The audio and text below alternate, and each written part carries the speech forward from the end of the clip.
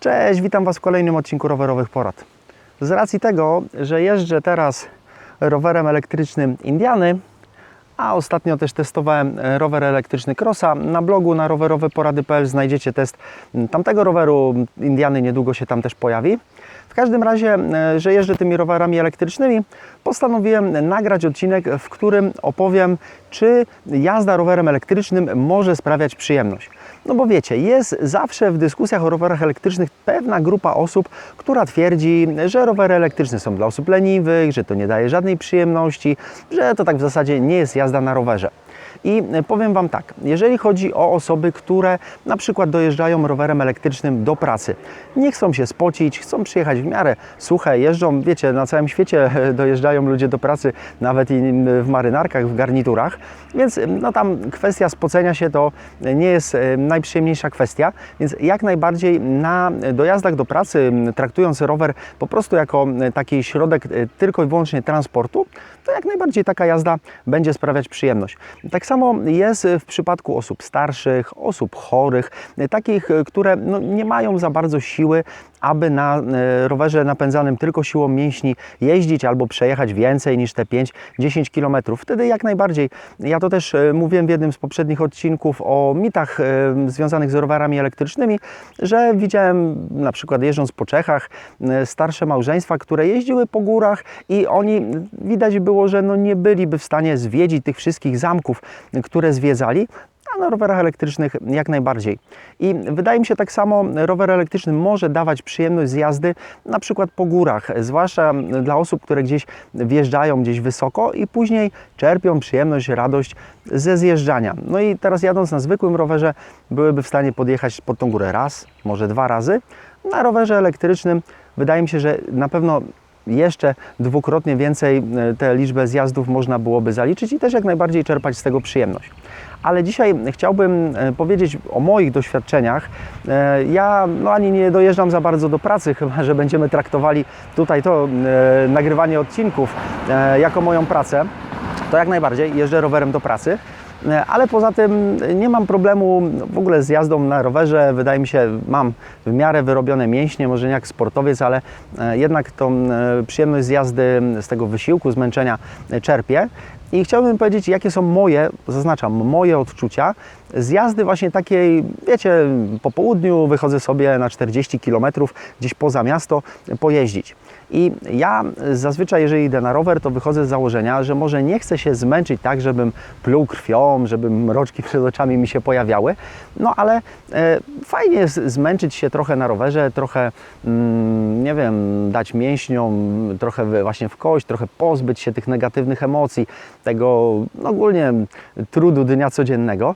No i właśnie rower do tego mi służy, że na rowerze się odprężam, relaksuję, trochę się męczę i pozwala mi to trochę odświeżyć głowę, gdzieś poprawić krążenie.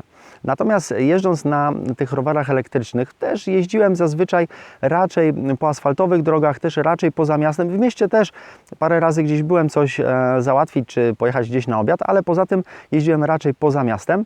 I powiem Wam szczerze, jeszcze raz podkreślę, to są tylko moje odczucia, rower elektryczny nie daje do końca takiej przyjemności z tego względu, że oczywiście można podczas jazdy wyłączyć wspomaganie albo ustawić na małe wspomaganie, ale z drugiej strony jedziemy wtedy rowerem, który nie waży 15 kg, jak taki średni cross 14-15 kg będzie ważył, tylko jedziemy rowerem, który będzie ważył już 22 kg, tutaj około 7 kg dodaje się wagi przez silnik, przez akumulator.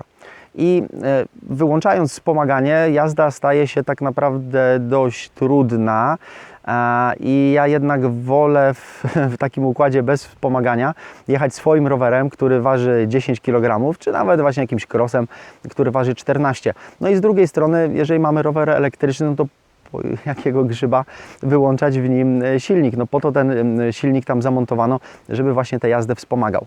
No i właśnie, jadę sobie na takim rowerze, wspomaganko włączone, wszystko jedno, czy średni, czy mocny tryb. Ja nie powiem, na tym mocnym trybie tutaj na tej Indianie fajnie się jeździ, ale nie oszukujmy się, człowiek się wtedy tak nie zmęczy. Oczywiście można się też zmęczyć nawet mając silnik włączony, a silnik się mniej więcej przy 25 km na godzinę, czyli zgodnie z przepisami odłącza, zaczyna już powoli przestawać wspomagać. Można jechać i 30 na godzinę i też się trochę spocić, ale tak jak mówię, ja to wolę zrobić jednak na swoim rowerze, nie dźwigać tego dodatkowego nadbagażu tutaj na takim rowerze. Więc niestety zazwyczaj okazuje się tak, że później ja jadę sobie te 25 na godzinę właśnie i staram się trzymać, tak ślizgać po tej granicy tego wspomagania. Wtedy silnik nie pracuje może z pełną mocą, ale gdzieś pozwala mi tę prędkość utrzymać, co jest naprawdę niesamowicie dobre i wspaniałe podczas właśnie transportu, podczas takich właśnie dojazdów do pracy. No ale podczas takiej jazdy, gdzie chcemy się trochę zmęczyć, no nie jest to najlepsza sprawa. No i wychodzi na to, że ja sobie na takim rowerze śmiało mogę przejechać 40 km i wracam do domu zmęczony może w 1/5, może w 1/4 w stosunku do tego, co by było, gdybym jechał na normalnym rowerze. Zwłaszcza jeżeli po drodze są górki, a jeszcze bardziej, jeżeli po drodze wieje silny wiatr i jedzie się pod wiatr, no to wtedy już rower elektryczny daje taką przewagę, że tutaj tak naprawdę górka, nie górka, wiatr, nie wiatr, to nie ma większego znaczenia, po prostu się jedzie. I no okej, jeżdżę wiadomo testowo, trochę tych kilometrów tutaj też tymi rowerami natłukłem, żeby poznać, jak się na nich jeździ, żeby rzetelnie je opisać, ale później po powrocie do domu okazywało się, że ani jakoś specjalnie nie odpocząłem, ani się tak nie odstresowałem, nie zrzuciłem, jak mówię, stresów, złych emocji, z tego względu, że właśnie nie było tego aż takiego wysiłku. I szczerze mówiąc, do takiej jazdy właśnie, tak jak mówię, wieczorkiem, żeby sobie pojeździć, no to rower elektryczny, wiecie, to tak, jadę sobie do tych 25-28 na godzinę, gdzieś ten silnik tutaj wspomaga. No i tak myślę, kurczę, przydałoby się szybciej, żeby ten silnik jeszcze.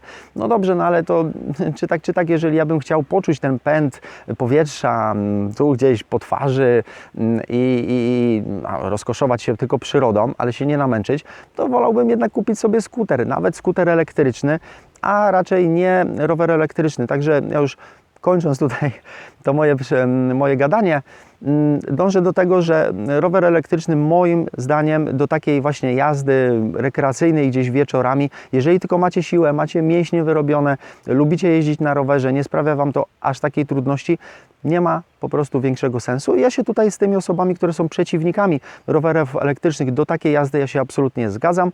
Nie zgadzam się oczywiście w przypadkach innych, gdzie taki rower jest albo bardzo przydatny, albo wręcz czasami niezbędny.